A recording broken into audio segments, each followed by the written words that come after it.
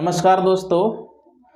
जैसे कि हम लोग कल देखे कि प्राचीन इतिहास को जानने का स्रोत हम लोग पढ़ रहे थे, जिसमें हम लोग पुरातात्विक साक्ष्य और साहित्यिक साक्ष्य को कंप्लीट किए। वो एक बेसिक लेवल का था। आज से हम लोग बढ़िया से चैप्टर स्टार्ट करते हैं जो मेंस लेवल का होगा। आप इसको पीटी में भी है, दोनों में काम देगा, लेकिन मेंस पर ये ज़्यादा फोकस है। तो अगर मेंस लेवल का आप पढ़िएगा तो पीटी ऑलरेडी हो जाएगा, इसमें कोई दिक्कत नहीं है। तो आज हम लोग चैप्टर नंबर 2 स्टार्ट करते हैं और थोड़ा सा हेडिंग डालिए और लिखिए, ठीक है ना। तो अध्याय 2, इसमें हम लोग को हेडिंग डलवाए थे आदि मानव का विकास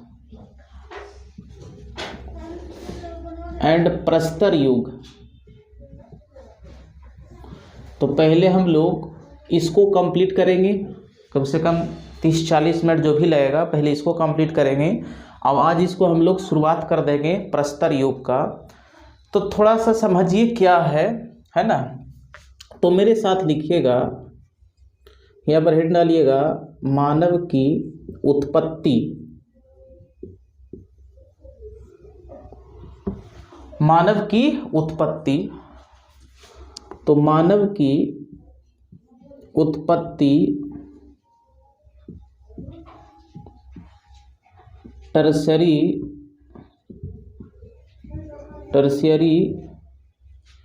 युग के प्लायोसीन में हुआ।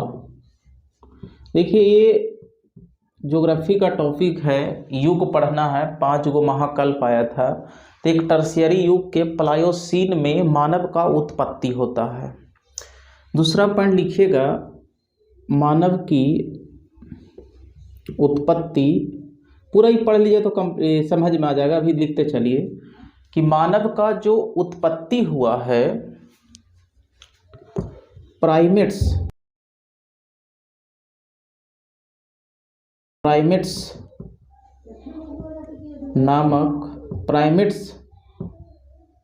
नामक जीव से हुआ है। मतलब प्राइमेट्स ग्रुप से ही, उसी से मानव का डेवलप हुआ है। तो सबसे पहले समझिए कि प्राइमेट्स होता क्या है, पहले इसको समझ लीजिए। प्राइमेट्स ये क्या होता है भाई? तो स्तनधारियों का समूह। जो स्तनधारियों का जो समूह होगा उसे प्राइमेट्स कहते हैं। अब यहाँ से सवाल दिया हुआ है कि प्राइमेट्स में कौन कौन जीव आते हैं, वो जीव में से किस जीव से मानव का उत्पत्ति हुआ है। देखिए, इसमें जो शामिल जीव है इसको लिख सकते हैं कपी या वानर, लंगूर, ओरंगटन, छछूंदर। तो छछूंदर हो गया, और एक है चिंपांजी। अब देखिएगा, समझिए बात को।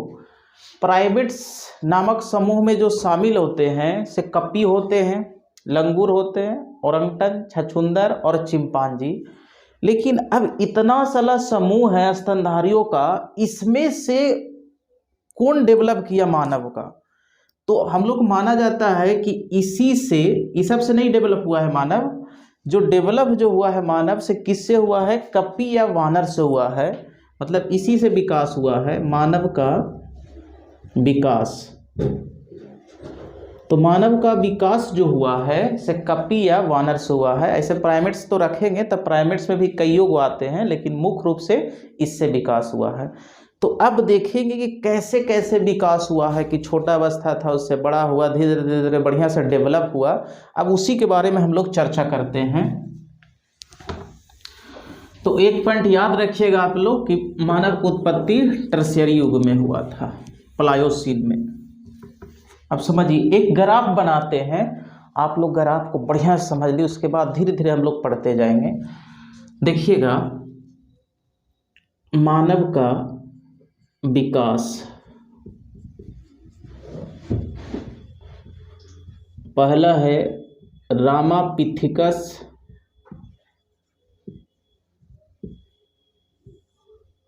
दूसरा ऑस्ट्रेलोपिथिकस,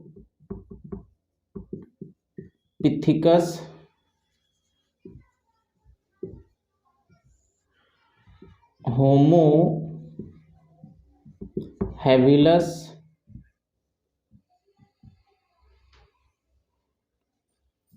हिंडलबर्ग,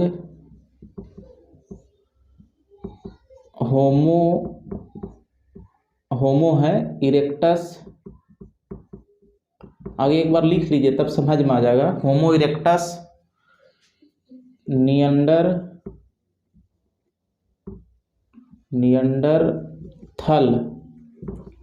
नियंडरथल, इसके बाद लिखिएगा पिटडॉन, क्रोमैग्लन,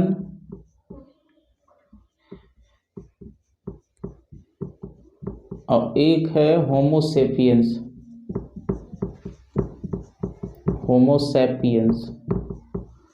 अब इसको समझिएगा। मानव का ये विकास क्रम है कि सबसे पहले आया रामापिथिकस, उससे और डेवलप हुआ तो ऑस्ट्रेलोपिथिकस, होमो हैबिलस, उससे और हिंडलबर्ग, होमो इरेक्टस, इस सब बारे में चर्चा करेंगे। नियंडरथल, पिटडॉन, क्रोमैग्लन और होमोसेपियंस। तो देखिए अभी जो ज्ञानी मानव जो है, जो हम लोग आते हैं से किस में आते हैं, होमोसेपियंस में आते हैं। हमारा नज़दीकी पूर्वज कौन हो जाएगा, क्रोमैग्लन है। और सबसे प्राचीन मानव जो है, प्राचीनतम मानव जो है से कौन है, रामापिथिकस। अब थोड़ा सा एक समझिएगा, एक आप देखिएगा इसका विकास क्रम किस तरह से हुआ है। एक छोटा बच्चा है, फिर धीरे धीरे बढ़ते बढ़ते बड़ा हो गया, उसका मस्तिष्क बढ़ रहा है, कुछ अथी बढ़ रहा है, एक चित्र दिखाई दे रहा होगा आपको अथी पर ऊपर, तो उससे आप अंदाजा लगा लीजिए। देखिए ये रामापिथिकस जो था से साउथ अफ्रीका में आया था, मतलब साउथ अफ्रीका में, मतलब दक्षिण अफ्रीका में इसका साक्ष्य मिलता है। अब रामापिथिकस, इसके बारे में अभी पूरा पढ़ेंगे। ये प्राचीनतम मानव है, प्राचीन मानव है, सबसे प्राचीन मानव जो है यही है। इससे डेवलप होकर आया कौन भाई, ऑस्ट्रेलोपिथिकस। अभी भी मानव जो था से साउथ अफ्रीका में था, मतलब दक्षिण अफ्रीका में ही अभी वहाँ पर था। इसके बारे में धीरे धीरे पढ़ेंगे हम लोग। अब आया होमो हैबिलस। देखिए मुख्य रूप से यहाँ से मानवों का विकास हो जाता है, ये आदि पूर्वज यहीं से कहलाते हैं, यहाँ से धीरे धीरे डेवलप होना शुरू हो जाता है।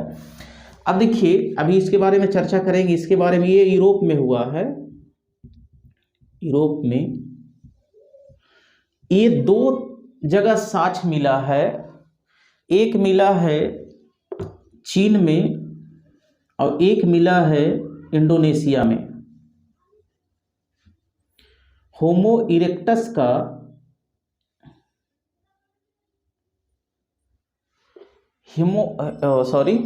होमो इरेक्टस का दो जगह साक्ष्य मिला है, एक चीन में एक इंडोनेशिया में। तो चीन वाला मानव को बोलते हैं पिकिंग मानव। इसके बारे में पढ़ेंगे हम लोग, अभी एक बेसिक आधार दे रहे हैं। और एक है जावा मानव। तो होमो इरेक्टस का जो साक्ष्य मिला है से चाइना और कहाँ मिला है, इंडोनेशिया मिला है। और नियंडरथल का ये जर्मनी में मिला है, एक नियंडरथल वहाँ पर घाटी है, वहीं पर इसका विकास हुआ था।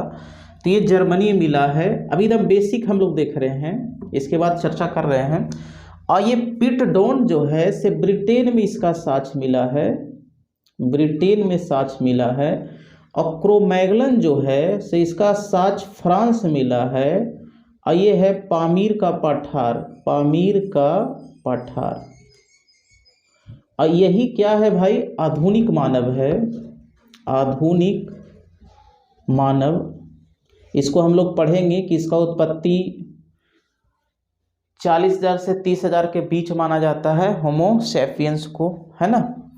तो एक एक मोटा मोटी हो गया, आपको इसको याद होना चाहिए सीरियल कि रामापिथिकस आया, उसके बाद ऑस्ट्रेलोपिथिकस आया, होमो हैबिलिस आया, हिडलबर्ग आया, होमो इरेक्टस आया, नियंडरथाल आया, पिटडॉन आया, क्रोमैग्लन। तो ऐसे दे सकता है कि क्रोमैग्लन मानव का साक्ष्य कहाँ पर मिला है, तो अब फ्रांस बताइएगा। पिटडॉन मानव का मिला है कहाँ पर, ब्रिटेन में मिला है।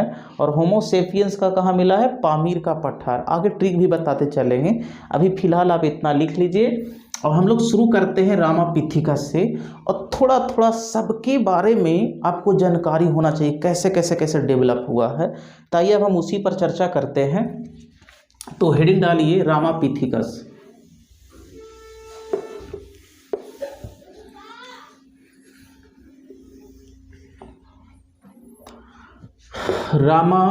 रामापिथिकस,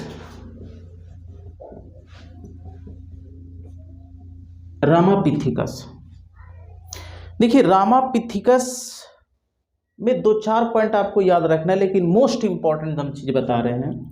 पहला, इसका जो साक्ष्य मिला है, साक्ष्य मिला है दक्षिण अफ्रीका मिला है।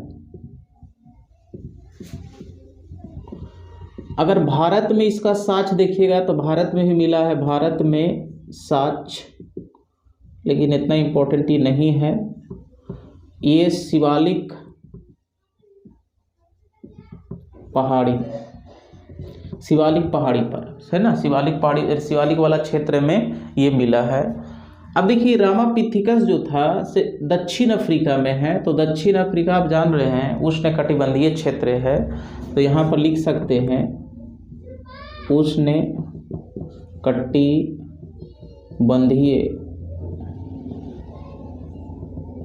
जंगल में निवास था। मतलब ये मानव जो है दक्षिण अफ्रीका के उष्णकटिबंधीय जंगलों में निवास करता था। अब समझिएगा, यही रामापिथिकस का ब्रांच निकला, रामापिथिकस की शाखा। अब देखिए यहाँ पर रामापिथिकस लोग ग्रुप में रहते थे, अब उसी ग्रुप में से दो शाखा निकली है। एक हो गया ऑस्ट्रेलोपिथिकस,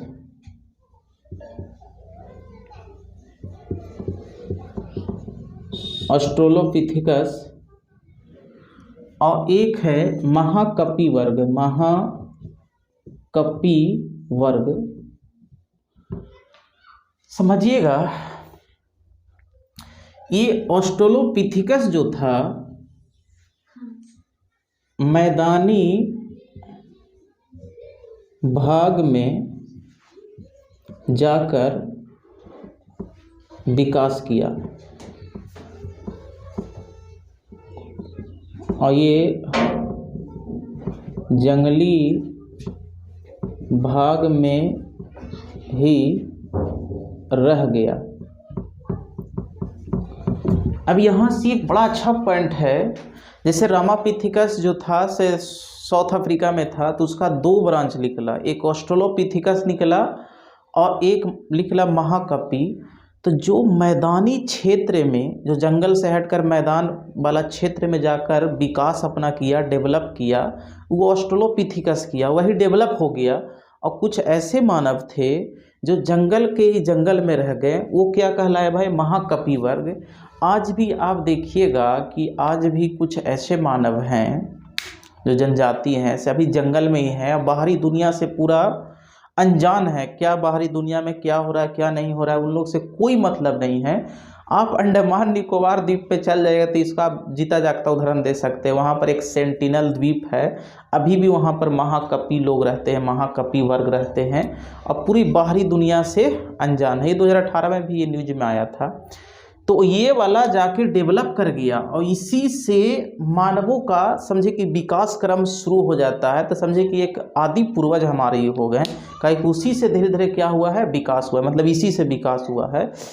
तो रामापिथिकस के बारे में इतना जानकारी आपको रखना है। अब इसके बाद हम लोग ऑस्ट्रेलोपिथिकस देखते हैं, इसको लिख लीजिएगा आप लोग।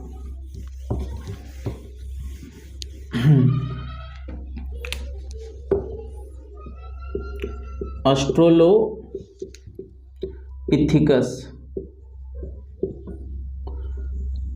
देखिए ये कौन था भाई, तभी देखे हम लोग कि मैदानी भाग में रामापिथिकस का ब्रांच वाला मैदानी भाग में जब निकला तो वही ऑस्ट्रेलोपिथिकस कहलाया, अपना डेवलप किया। तो समझिएगा इसका साक्ष्य कहाँ से मिला भाई, तो भी अभी क्या है, दक्षिण अफ्रीका में है, दक्षिण अफ्रीका। बड़ा अच्छा 2 पॉइंट आपको है। अच्छा यहाँ से लिख देते हैं, अच्छा चलिए यहीं से लिखिए। इसमें 2 पॉइंट समझिएगा कि इसका खोज 1924 में रेमन डार्ट, देखिए कह रहा है कि इसका खोज 1924 में रेमन डार्ट महोदय द्वारा दक्षिण अफ्रीका के ट्रांसवाल प्रांत के चुनने की खदान में हुआ। इसको आगे लिख लीजिए तब समझा देते हैं। यह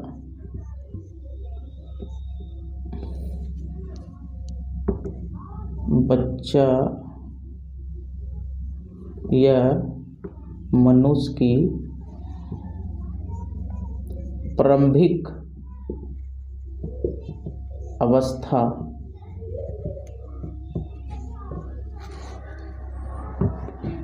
बच्चा यह मनुष्य की प्रारंभिक अवस्था के था, मतलब इसका रूप जो था से बच्चा टाइप का था, मतलब उतना डेवलप नहीं हुआ था।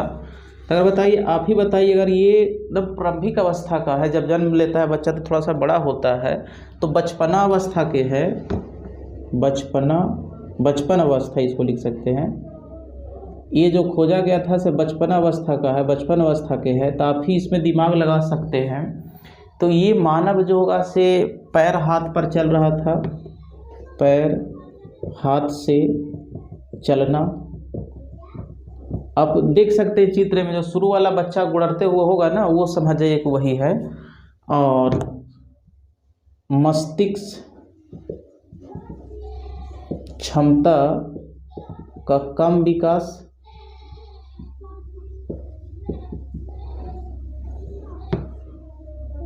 खड़ा नहीं हो सकता है, खड़ा नहीं हो सकता था, खड़ा नहीं हो सकता था, और हाथ का प्रयोग नहीं। अब समझिए रामापिथिकस में आपको 2 पॉइंट केवल याद रखना है, और इसको 1 पॉइंट और लिख लीजिए।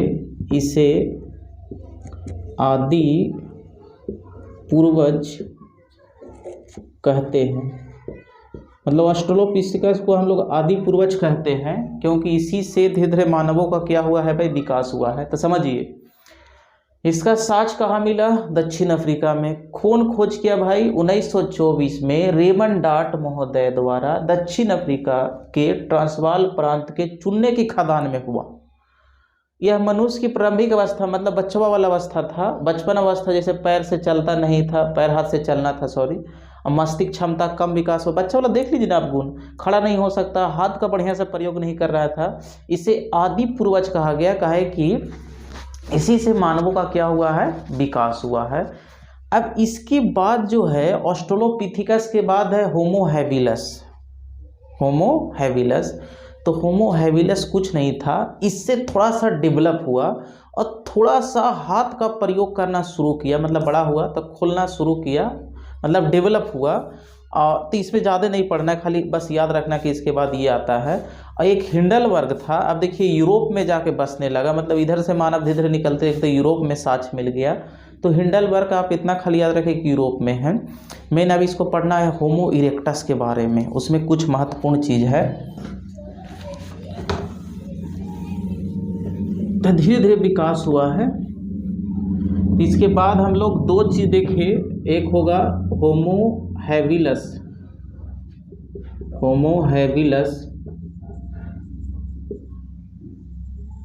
तो इसमें क्या है भाई, थोड़ा सा लिख दे रहे हैं, ऑस्ट्रेलोपिथिकस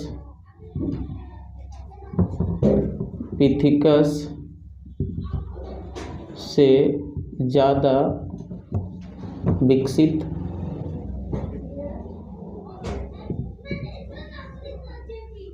ऑस्ट्रेलोपिथिकस थोड़ा सा ज़्यादा विकसित हुआ। इसके बाद था हिंडलबर्ग, ये इसका साक्ष कहाँ मिला है भाई, इसका साक्ष यूरोप में मिला है। इसमें भी उतना भी डिटेल पढ़ना नहीं है, आपको बस इतना याद रखना है कि इसका साक्ष कहाँ पर मिला है, तो यूरोप में मिला है। मेन इसमें हम लोग को पढ़ना है, इसको लिख लीजिएगा आप लोग, होमो इरेक्टस बड़ा इंपॉर्टेंट है, होमो इरेक्टस,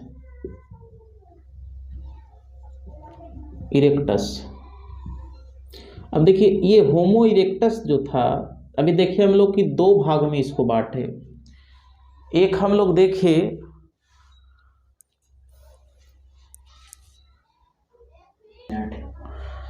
तो इसको हम लोग दो भाग में बांटेंगे, एक जावा मानव,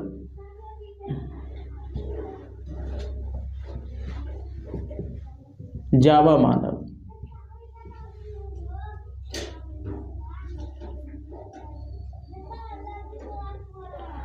देखिए जावा मानव के बारे में समझिए। तो इसका साक्ष जो है, जावा जो द्वीप है ये इंडोनेशिया में पड़ता है, तो इसका साक्ष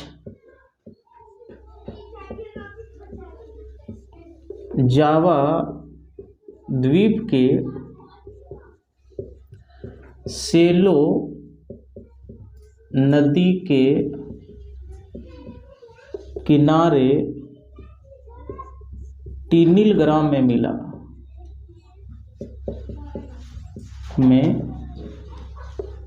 मिला है। ये जावा मानव का जो साक्ष मिला है, से जावा मानव का साक्ष जावा में मिला, इंडोनेशिया में पड़ता है, सेलो नदी किनारे टिनिलग्राम है, वहाँ पर ये साक्ष मिला है। ये मानव की जो विशेषता थी आप देखिएगा, ये नरभक्षी मानव था, मतलब नरभक्षी मानव समझ, तो नर को खाता था, इंसान को खाता था, नरभक्षी मानव था।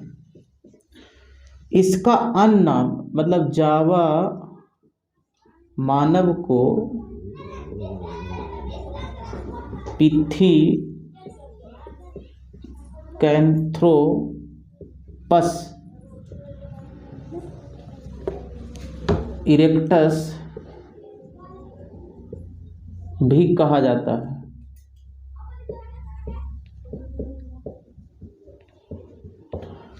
देखिए इसमें आपको इतना याद रखना है कि जावा मानव का साक्ष यहाँ मिला, ये नरभक्षी मानव था, और ये जावा मानव को पिथेकैंथ्रोपस इरेक्टस भी कहा जाता है ना। ये दोनों पॉइंट इंपॉर्टेंट है।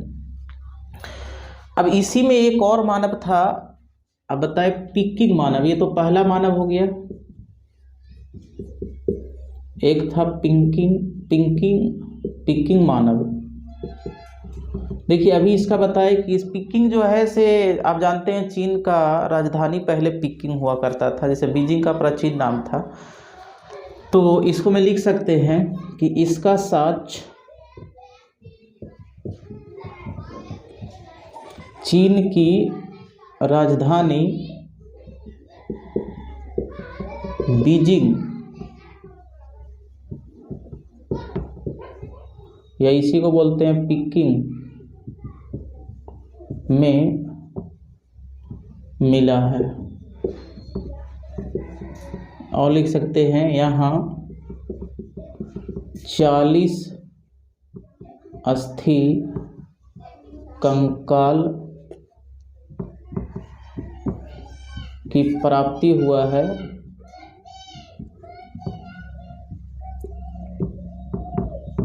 लिख लेते हैं तब समझा देते हैं। और दूसरा लिखेगा, इस मानव को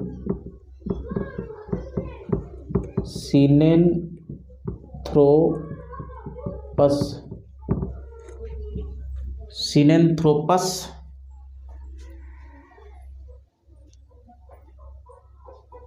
इरेक्टस भी कहा जाता है।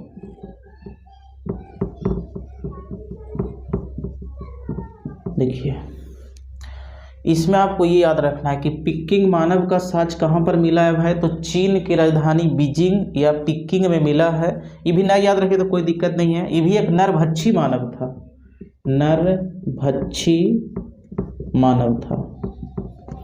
लेकिन ये भी इम्पोर्टेंट है कि इस मानव का नाम सिनेंथ्रोपस इरेक्टस था। इस मानव को सिनेंथ्रोपस इरेक्टस भी कहा जाता है। तो ये हो गया होमो इरेक्टस के बारे में कि 2 जगह साँच मिला है। इसको आप लोग बढ़िया से 1-2 बार पढ़ लीजिएगा तो बन जाएगा।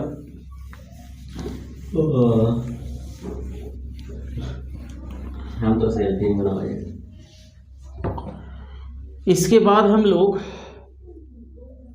देखते हैं, एक था नियंडरथल, थोड़ा सा बचा हुआ नियंडरथल।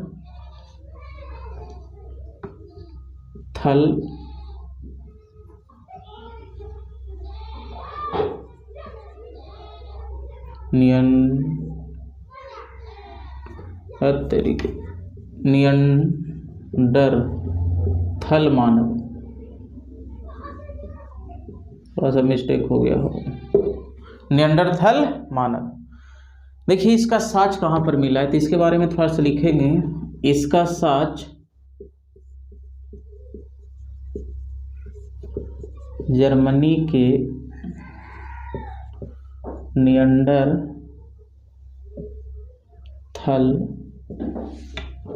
घाटी में मिला है।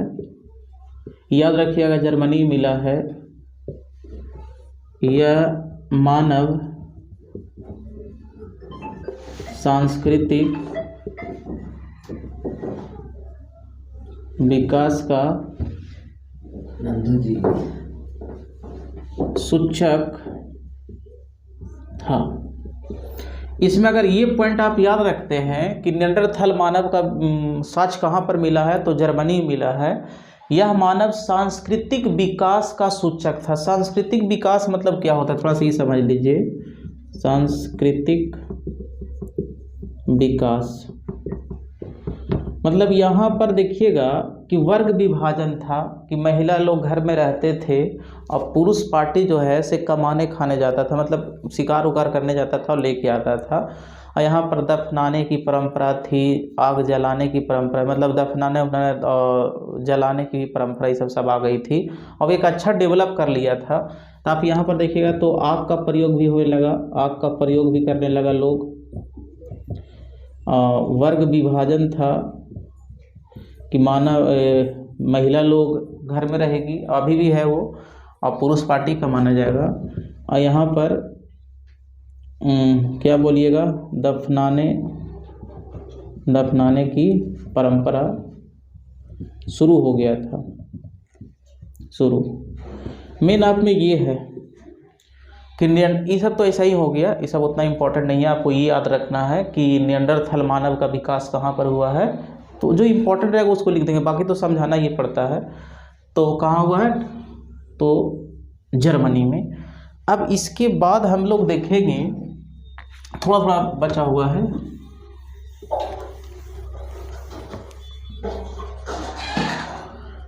एक हम लोग देखें। इसके बाद था पिटडॉन मानव।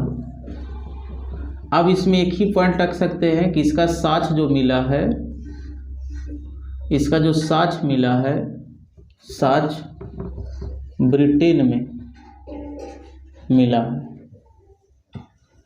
ज़्यादा इतना इम्पोर्टेंट नहीं है, खाली इतना याद रखना है कि बस इसका साक्ष्य कहाँ पर मिला है भाई, तो ब्रिटेन में मिला है। तो कैसे याद रखें, पिटडॉन, तो ज़्यादा हम लोग को पीटा कौन है भाई पहले, तो ब्रिटेन वाले लोग, मतलब मारपीट ज़्यादा करता था ना।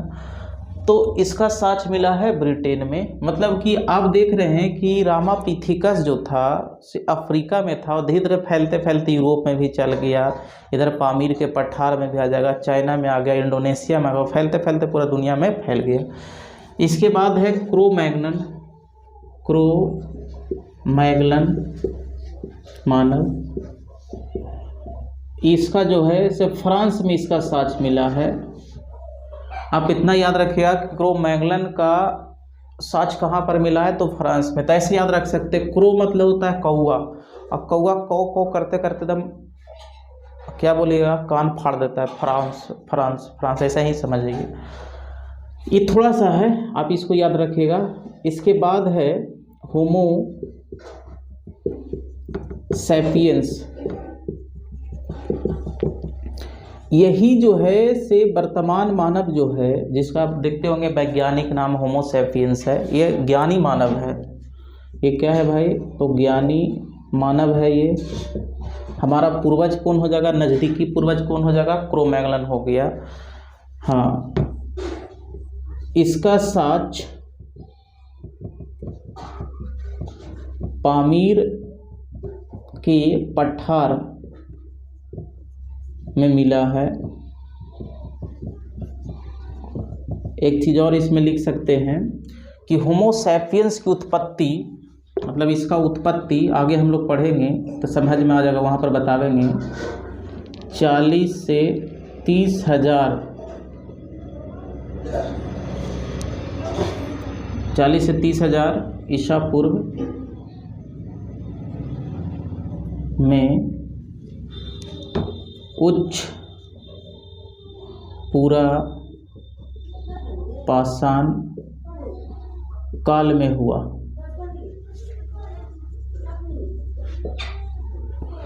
मतलब ये होमो सैपियंस का उत्पत्ति जो है ऐसे कितना हुआ है भाई, 30 से 40 मतलब 40 से 30 हजार ईसा पूर्व में उच्च पूरा पाषाण काल में हुआ है। हम लोग पूरा पाषाण काल पढ़ेंगे तो वहाँ पर समझ में आ जाएगा। एक चीज़ और यहाँ पर नोट कर सकते हैं कि भारत में मानव संबंधित साक्ष्य, ये मोस्ट इम्पोर्टेंट है, नर्मदा घाटी में मिला है। भारत में मानव का उत्पत्ति का जो साक्ष्य है से कहाँ पर मिला है भाई, तो नर्मदा घाटी जो है एमपी वाला, वहाँ पर से मिला है। तो ये हो गया आपको होमो सैपियंस के बारे में। तो एक बार समझिए आप ऐसे ही पूरा ओवरऑल कि सबसे जो प्राचीनतम मानव था से रामापिथिकस हुआ। रामापिथिकस का 2 ब्रांच निकला, एक ब्रांच जंगल में चल गया, वो महाकपिवर कहलाया। एक मैदानी क्षेत्र में गया और बढ़िया से विकास किया, उसी से धीरे धीरे हम लोग भी डेवलप हुए, तो वो ऑस्ट्रेलोपिथिकस कहलाया। और उसके बाद देखिए कि ऑस्ट्रेलोपिथिकस के बाद होमो हैबिलस आया, हिंडलबर्ग आया यूरोप वाला क्षेत्र में, होमो इरेक्टस आया जो चाइना और इंडोनेशिया में देखे, निएंडरथल देखे जर्मनी में, और नीचे हम लोग देखें पिटडॉन जो हम लोग देखे ब्रिटेन में फैल गया, और फिर आया क्रो-मैगलन जो फ्रांस में मिला, और पामीर के पठार से हम लोग का होमो सैपियंस का साक्ष्य मिलता है। लेकिन भारत में इसका साक्ष्य जो है मानव संबंधित साक्ष्य कहाँ पर मिला है भाई, तो नर्मदा घाटी मिला। ये सब पॉइंट ऐसे इंपॉर्टेंट है। ज्ञानी मानव कौन है, तो होमो सैपियंस। इसका उत्पत्ति कब हुआ, तो 40 से 30, और यही मानव है, ठीक है ना। अब इसके बाद हम लोग जैसे हम लोग हेडिंग डाले थे आदि मानव का विकास और प्रस्तर युग, तब वो टॉपिक हम लोग पढ़ते हैं प्रस्तर युग। आज बेसिक बात उस पर करेंगे और कल से इसको बढ़िया से फिर बतावेंगे, ठीक है।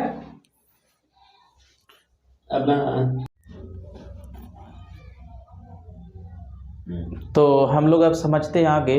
अब देखिए आगे हम लोग हेडिंग डालेंगे प्रस्तर युग, लेकिन उससे पहले एक छोटा सा टॉपिक है, उसको कंप्लीट कर ले तो अच्छा रहेगा। जैसे एडी बीसी ये सब क्या होता है, पहले उसको अच्छा से समझ लेते तो ज़्यादा बेस्ट रहेगा। देखिए अब हम लोग समझते हैं एडी, या इसको बोलते हैं ईसा पूर्व,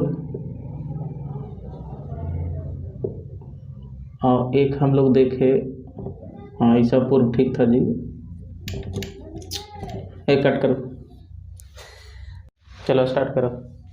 और स्टार्ट हम बोल दिए, कोई नहीं करना है, कट ऐसा हैं कट जाता है स्टार्ट ना फिर से करो ना, कोई ना कटा तो दिक्कत हमारा ये कट जाएगा। हो गया दूसरा बढ़िया आपका। चलो चुप रहो, हल्ला मत करो। तो आइए हम लोग एक प्रस्तर युग या स्टोन एज शुरू करने से पहले एक छोटा सा टॉपिक है, उसको हम लोग जैसे एडी और बीसी में कई बच्चा लोग का अथी हो जाता है, कन्फ्यूजन हो जाता है कि बिफोर क्राइस्ट क्या है, एनो डोमिनी क्या है, तो इसको पहले समझ लेते हैं। तो एक ग्राफ समझिएगा, एक छोटा सा टॉपिक है, यहाँ पर जीरो ले लीजिए। आप मैथ अगर पढ़ते होंगे तो इधर माइनस में होता है और इधर प्लस में होता है, और यहाँ पर आप मान लीजिए ईसा मसीह का जन्म, यीशु भगवान के बारे में आप तो जानते होंगे। तो ईसा मसीह का जन्म मान लीजिए कि 0 ईस्वी में हुआ है ना। तो इधर हम लिख रहे हैं जैसे मान लीजिए 100, 200, 300, 400, 500, एक 600, और इधर लिखिए 100, 200, 300, 400, 500, 600, और आगे लिख सकते हैं लेकिन कोई ज़रूरत नहीं है। तो समझिएगा कि ईसा मसीह का जन्म मान लीजिए कि 0 ईस्वी में हुआ था, थोड़ा देर के लिए समझ लीजिए। तो ईसा मसीह के पूर्व वाला काल को, मतलब जन्म से पहले वाला काल को क्या बोलेंगे? ईसा पूर्व बोलेंगे। तो हम लोग ये वाला जो काल है यहाँ से यहाँ तक, इसको हम लोग ईसा पूर्व बोलते हैं। ईसा पूर्व, ईस्वी, ईसा पूर्व कई बार सुनेंगे, ईस्वी मतलब आगे वाला, और इधर वाला को हम लोग ईस्वी बोलते हैं, ईस्वी। ईसा मसीह के जन्म वाला को ईसा पूर्व और इधर वाला को ईस्वी बोलते हैं। तो देखिए अब ईस्वी को हम लोग एक नाम दिए हैं बीसी, इंग्लिश में इसको बीसी बोलते हैं, और इसको हम लोग बोलते हैं एडी, इसको बोलते हैं बीसी और इसको बोलते हैं एडी। अब बीसी क्यों बोलते हैं भाई? तब देखिए बिफोर मतलब क्या होता है? पूर्व होता है, तो ऐसे भी याद रख सकते हैं। इसका मतलब हुआ बिफोर क्राइस्ट, बिफोर क्राइस्ट। ये हो गया एनो डोमिनी।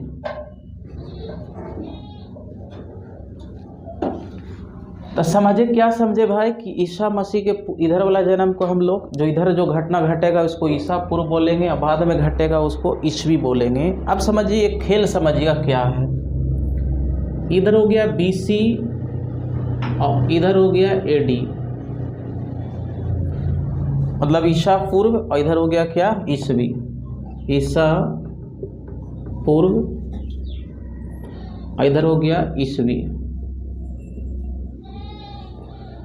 अब देखिए ईसा पूर्व और ईस्वी जो है, आप देख रहे हैं कि एक ईश्वर के नाम से, मतलब ईसा मसीह के नाम से लिखा गया है कि इधर वाला काल को ईसा पूर्व बोलेंगे, इधर ईस्वी बोलेंगे।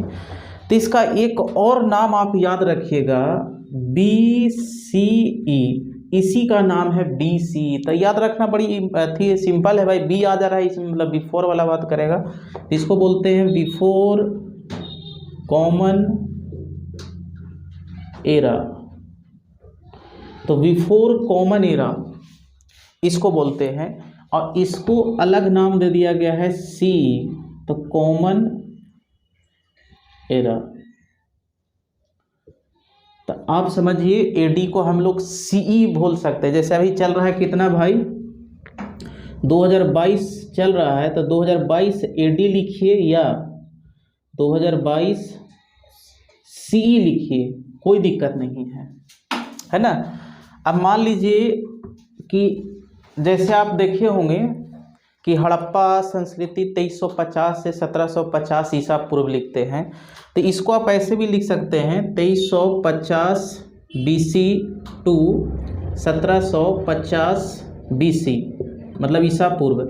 या इसी को आप ऐसे भी लिख सकते हैं 2350 BCE टू 1750 BCE। अब इस तरह से भी लिख सकते हैं। अब एक मान लीजिए घटना घटता है जैसे मान लीजिए कि बुद्ध भगवान का जन्म हुआ यहाँ पर 563 में, 563 BC में मान लीजिए कि इनका जन्म हुआ। देखिए इधर वाला काल घटते रहता है, जैसे 563 में हुआ तो 80 साल बाद मरेंगे तो घट जाएगा। ये कैसे घटते घटते कहाँ पहुँचाना है भाई, 0 पर पहुँचाना है। तो जैसे एक हम उदाहरण लेते हैं, मान लीजिए कि बुद्ध का जन्म हुआ है, बुद्ध का जन्म 563 में हुआ। अब मान लीजिए मरे कब भाई, मृत्यु हुआ है 80 साल बाद मान लीजिए, तो 483 BC। तो आप क्या देख रहे हैं कि ये वाला काल ऐसे घटते रहता है, मतलब जितना आगे होगा धीरे धीरे करते कहाँ पहुँचाना है भाई, 0 तक पहुँचाना है। ये वाला बढ़ते रहेगा, जैसे अभी 2022 है, 23 होगा, 24 होगा। अगर हम लोग मान लीजिए कि 500 BC अभी रहता तो 10 साल बाद होता 490 BC होता, ऐसे होता। लेकिन अभी अब क्या होता है भाई कि 10 साल बाद 2032 हो जाएगा।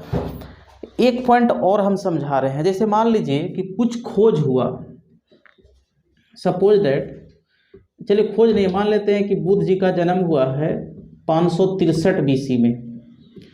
तो अगर इसको अभी वर्तमान से कंपेयर करें कि कितना साल पहले इनका जन्म हुआ था, तो पहले तो बताइए यहाँ से 563 से 0 आवेंगे तो इतना साल हो जाएगा 563।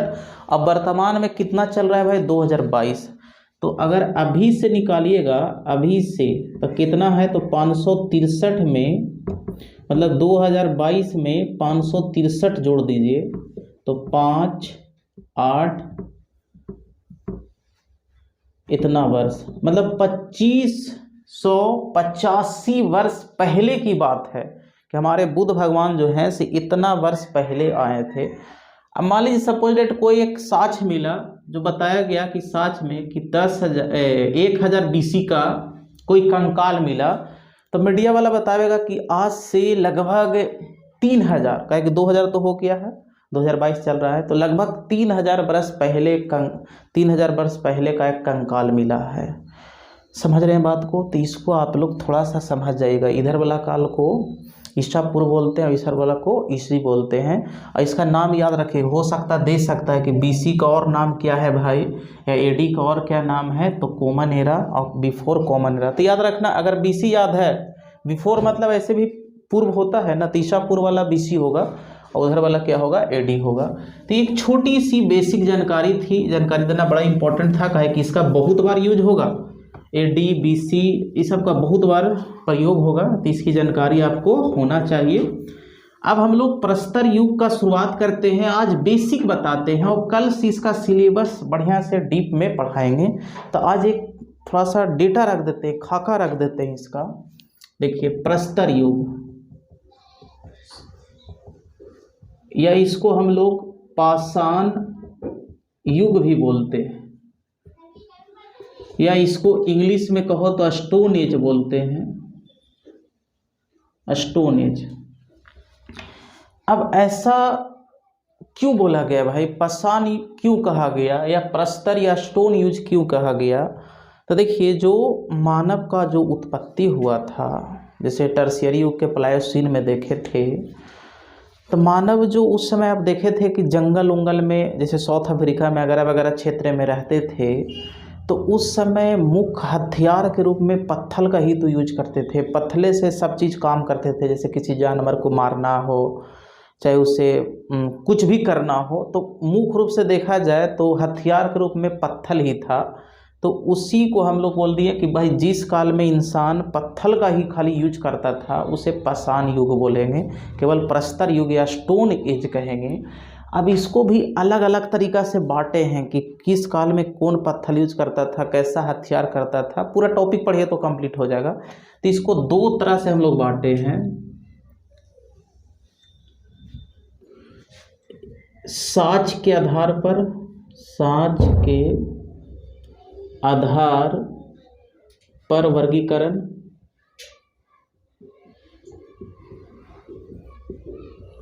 मतलब युग को हम लोग 2 तरह से बांटेंगे, एक साक्ष्य के आधार पर और एक पत्थर के यूज के अनुसार, यूज के आधार पर।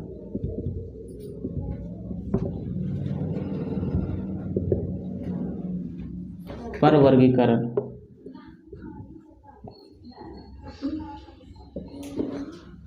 तो पहले हम लोग समझेंगे साच के आधार पर, थोड़ा सा है ये तो लिखिएगा, साच के आधार पर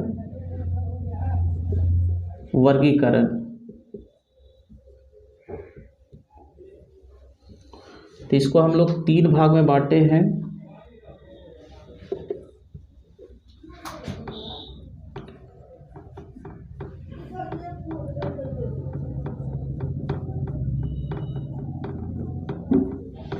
प्रागैतिहासिक काल, अर्धऐतिहासिक काल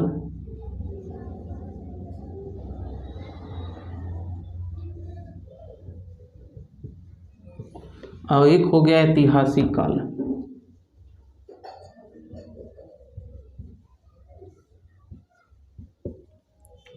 समझिएगा, इसको थोड़ा सा इंग्लिश भी लिख लीजिए, प्री हिस्टोरिक एज या पीरियड बोल सकते हैं। इसको लिख सकते हैं प्रोटो हिस्टोरिक एज, ये हो गया हिस्टोरिक एज, या पीरियड लिख सकते हैं, कोई दिक्कत नहीं है। अब ये प्रागैतिहासिक काल क्या है, ऐतिहासिक काल क्या है, अर्धऐतिहासिक काल है क्या है, इसको समझिएगा थोड़ा सा। देखिए, वैसा काल जिसमें लिखित साक्ष्य नहीं मिले हैं, मतलब वैसा काल जिसमें लिखित साक्ष्य नहीं मिला है। बताए ना उस समय इन मानव जो है से जंगल उंगल में रह रहा है, तो बताइए उस समय क्या लिखे पढ़े थोड़ी, तो खाली पत्थर का यूज करता था। तो लिखित साक्ष्य नहीं मिला है, केवल पुरातात्विक साक्ष्य मिला है, पुरातात्विक साक्ष्य। और कल हम लोग पढ़े थे कि पुरातात्विक साक्ष्य में पत्थर उथल आ जाता है, गुफा ये सब आ गया। तो वैसा काल जिसमें लिखित विवरण नहीं मिला है, केवल पुरातात्विक विवरण मिला है, उसको हम लोग क्या बोलते हैं, प्रागैतिहासिक काल कहते हैं। इसको आप लोग नोट कर लीजिए, थोड़ा लिख लीजिए कि वैसा काल, लिखते लीजिए कि जिसमें लिखित विवरण नहीं मिला है, केवल पुरातात्विक साक्ष्य मिला है, उसको हम लोग क्या कहते हैं, प्रागैतिहासिक काल कहते हैं। और इसका जो जनक है, इस काल का जो जनक माना जाता है, डॉक्टर प्राइम रोज को माना जाता है। प्राइम रोज महोदय ने इस पर बहुत ज़्यादा काम किए हैं प्री हिस्टोरिक एज में। तो इसका जनक किसे माना जाता है, इसे बोलते हैं प्राइम रोज को। अब इसमें आवेगा कौन भाई, आवेगा काल भाई, एग्जाम्पल में पाषाण काल आ जाएगा, जिसमें निम्न पूरा पाषाण, उच्च पूरा पाषाण, ये सब वाला काल को कहाँ पर रखते हैं, प्रागैतिहासिक काल में रखते हैं। अब समझिएगा, यहाँ पर ऐतिहासिक काल में क्या होता है कि लिखित साक्ष्य मिले हैं, लिखित साक्ष्य मिले हैं, अब पुरातात्विक भी साक्ष्य मिले हैं, पुरातात्विक साक्ष्य ये भी मिले हैं, लेकिन यहाँ पर लिपि को पढ़ा नहीं गया है। मतलब कि वैसा काल जिसमें पुरातात्विक और लिखित दोनों साक्ष्य मिले हैं, लेकिन लिखा हुआ चीज़ को, मतलब लिपि को पढ़ा नहीं गया है, उसे हम लोग अर्धऐतिहासिक काल कहते हैं, प्रोटो हिस्टोरिक एज कहते हैं। और इसमें हम लोग जो रखते हैं, हड़प्पा सभ्यता को रखते हैं, हड़प्पा सभ्यता। हड़प्पा सभ्यता कहिए या सिंधु घाटी की सभ्यता कहिए या सैंधव सभ्यता कहिए, सरस्वती सभ्यता, नगरीय सभ्यता, कुछ भी कहिए। तो इसमें आप देखिएगा आगे जब हम पढ़ावेंगे तो हड़प्पा सभ्यता में लिखा हुआ तो साक्ष्य मिला है, जिसका लिपि भी है, बहुत चित्रात्मक लिपि, और लिखने का विधि भी था, बुस्ट्रोफेदन, लेकिन उसको अभी तक कोई पढ़ा नहीं है, समझे। पढ़ने का एक कोशिश किया था 1925 में, लेकिन वो सफल नहीं हुआ अंग्रेज। अब ऐतिहासिक काल क्या है भाई, तो इसमें लिखित साक्ष्य है, ये भी है, और पुरातात्विक साक्ष्य भी है,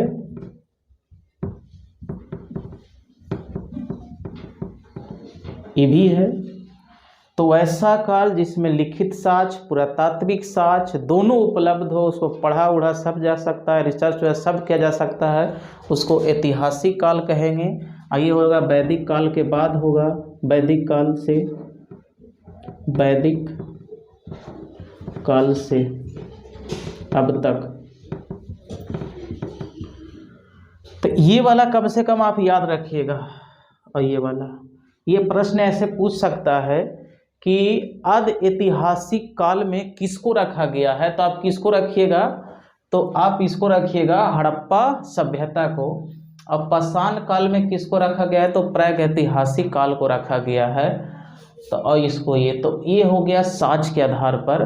अब हम लोग समझते हैं पत्थल के आधार पर इसका वर्गीकरण। तो इसमें आप इतना ही पढ़ना, आज इसको पर चर्चा करेंगे, थोड़ा सा खाली बेसिक बता देंगे, उसके बाद धीरे धीरे आगे पढ़ेंगे।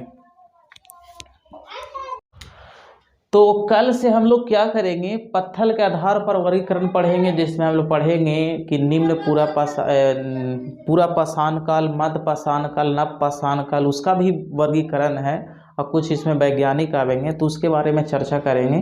तो आज का क्लास यहीं पर रखते हैं, आप लोग इसको बढ़िया से स्टडी कर लीजिएगा। धन्यवाद।